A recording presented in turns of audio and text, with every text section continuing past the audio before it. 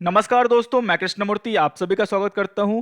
NISM 10B का जो syllabus और एग्जामिनेशन पैटर्न चेंज हुआ है जो 30 सितंबर 2021 से लागू होने वाला है। अगर आप इसके बाद एग्जाम लिखते हो तो आपको न्यू सिलेबस के अनुसार एग्जाम लिखना होगा। एक सवाल आपके मन में आता होगा, सर जिन्होंने पहले एग्जाम लिख दिया है तो उनको लिखने की जरूरत नहीं है, लेकिन वो जब 3 ईयर से पहले दोबारा एग्जाम लिखेंगे तो आपको जो है न्यू सिलेबस के अनुसार जो है एग्जाम लिखना होगा। सिलेबस क्या है, पैटर्न क्या है, मैं बताने वाला हूं। आप देखते रहें वीडियो। आपको 10A 10B लेवल 1 लेवल 2 आपको कंपलसरी पास करना है। अगर आप किसी भी जॉब में जाते हो, वेल्थ मैनेजमेंट, बैंक, PMS कहीं भी जाते हो, ये एग्जाम कंपलसरी है। और आप सेबी रजिस्ट्रेशन लेते हो इन्वेस्टमेंट एडवाइजर का, आप अपना खुद का काम करने के लिए, एडवाइस करने के लिए, तो भी ये सर्टिफिकेट कंपलसरी है। और आपको हर 3 इयर्स के बाद ये सर्टिफिकेट फिर से दोबारा लिखना होगा।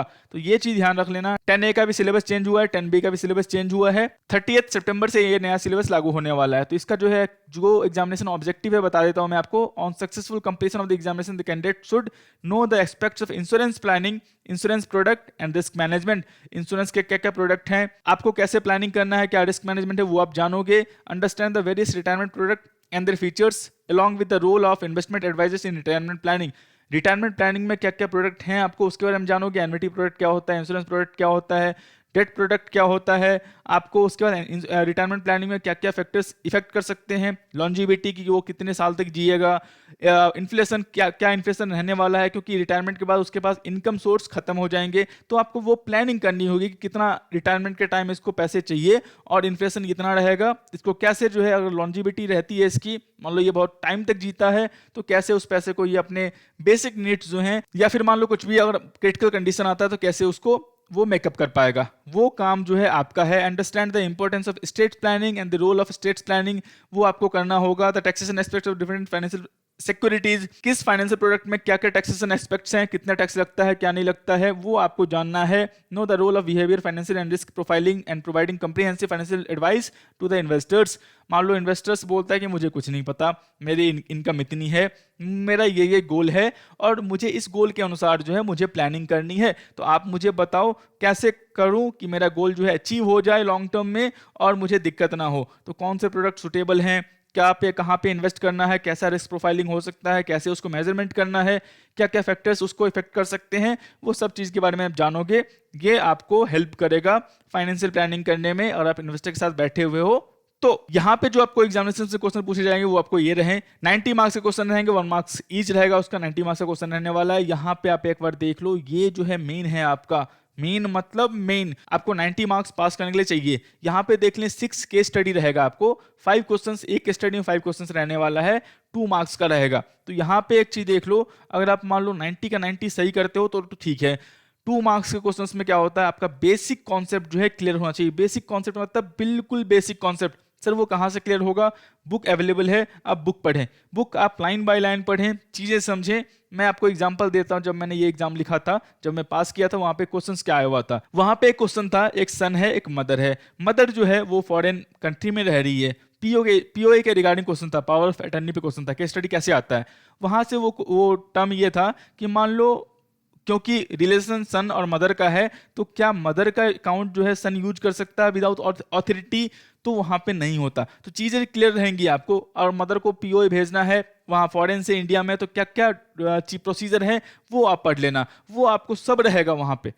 तो अगर आपका कॉन्सेप्ट क्लियर नहीं रहेगा तो फिर दिक्कत है, फिर वहां पे आप गलती करोगे 0.5 मार्क्स डिडक्ट हो जाएंगे सीधा। तो यहाँ पे आप मेहनत करके पास करोगे या फिर आंसर दोगे, लेकिन यहाँ पे आपका 1 क्वेश्चन जो है गलत होगा, यहाँ पे ऑलमोस्ट 2 क्वेश्चंस गलत के बराबर है 1 मार्क का। तो सिंपल कॉन्सेप्ट है, कॉन्सेप्ट क्लियर रखना। कॉन्सेप्ट क्लियर मतलब पीओ है तो पीओ क्या होता है, अगर आपका फाइनेंशियल प्रोडक्ट है तो फाइनेंशियल प्रोडक्ट में क्या क्या, किस उस प्रोडक्ट को किस इन्वेस्टर्स को दे सकते हैं, कैसे दे सकते हैं, क्या रिस्क एंड रिवॉर्ड प्रोफाइल हो सकता है, तो वो चीजें आपको देखनी होंगी। बुक में सब कुछ लिखा हुआ है, आपको बस समझना है, फिल्टर करना है।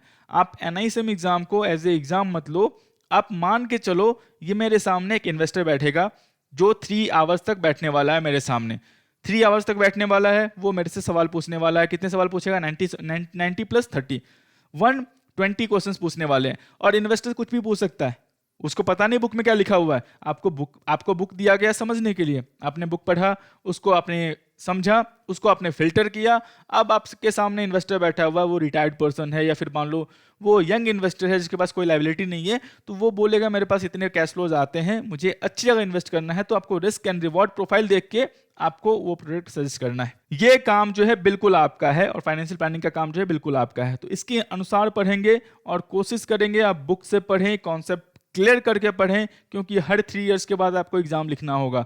अगर मान लो हिट एंड ट्रायल, इसमें हिट एंड ट्रायल काम नहीं करेगा। मेरा पर्सनल एक्सपीरियंस है, 10A में हिट एंड ट्रायल मेथड जो है काम कर सकता है, 10B में हिट एंड ट्रायल मेथड काम करना बहुत ही मुश्किल है। तो जब तक आपका बेसिक मिनिमम कॉन्सेप्ट नॉलेज जो है वो क्लियर नहीं होगा, आपका बहुत ही मुश्किल है, फ्रैंकली बोल रहा हूँ, बहुत ही मुश्किल है आपको ये एग्जाम पास करना। क्या कॉन्सेप्ट क्लियर करना डिफिकल्ट है? वो बिल्कुल आसान है, बिल्कुल आसान है, मतलब बिल्कुल आसान है। एनआरआई क्या होता है, एनआरओ क्या होता है, वो सब कुछ लिखा हुआ है बुक में। आपको बस पढ़ना है, समझना है और उसको इम्प्लीमेंट करना है, बस ये काम आपका है। ये काम आपके बिहाफ में कोई और नहीं कर सकता, कोई और नहीं, मतलब कोई और नहीं कर सकता, ये आपको ही करना होगा। सिंपल कॉन्सेप्ट है। अगर आप लाइसेंस भी लेते हो सेबी का, तब भी आपको 3 साल के बाद एग्जाम लिखना होगा। अगर आप पीएमएस कंपनी में काम करते हो, बैंकिंग में काम करते हो, ये लाइसेंस दिखा के, तब भी आपको 3 साल बाद लिखना होगा। जहाँ पे आप काम करते हो वहाँ पे आपको टाइम मिल जाएगा कि मान लो आपने एक बार में पास नहीं किया, 2 बार 3 बार 4 बार आप एग्जाम लिख सकते हो, ठीक है। लेकिन जहाँ पे सेबी रजिस्ट्रेशन की बात है, जहाँ पे आपने सेबी रजिस्ट्रेशन लिया हुआ है, अगर आप 3 इयर्स के बाद एग्जाम पास नहीं करते हो तो वो रजिस्ट्रेशन विड्रॉ करना पड़ेगा सेबी को, तो फिर से आपको अप्लाई करना पड़ेगा। तो वो चीज़ ध्यान रखना। बिल्कुल आसान एग्जाम है, एनआईएसएम का एग्जाम में बिल्कुल टफ नहीं मानता, बिल्कुल भी टफ नहीं। बस आपको क्या है, पढ़ना पड़ेगा, कॉन्सेप्ट क्लियर रखना पड़ेगा। आपको ये समझना होगा कि मेरे सामने इन्वेस्टर बैठा हुआ है, वो कुछ भी पूछ सकता है मेरे से। मेरा रिस्पॉन्सिबिलिटी ये है कि मैं उसको 60% जो सवाल है उसका मैं सही जवाब दूं और मैं अपना सर्टिफिकेट लेके निकलूं। दोस्तों थोड़ा आप नीचे आ जाएं, यहाँ पे देख लें एनआईएसएम 10B का जो क्वेश्चन आने वाला है, कौन से चैप्टर से कितने मार्क्स के क्वेश्चन आने वाले हैं, यहाँ पे आपको लिखा हुआ है, वो आपको देखना है। जिसमें ज्यादा मार्क्स होगा उसको आप अच्छे से पढ़ें। वैसे सारे चैप्टर जो है आपको अच्छे से पढ़ने होंगे। Risk management and insurance planning में 25 मार्क्स का क्वेश्चन आने वाला है। रिटायरमेंट प्लानिंग में 30 मार्क्स का क्वेश्चन आने वाला है। टैक्सेशन में आपका 20 मार्क्स का क्वेश्चन आने वाला है। किस प्रोडक्ट में कितना टैक्सेशन है वो आपको पढ़ना होगा। स्टेट प्लानिंग में आपको 20 मार्क्स का क्वेश्चन आने वाला है।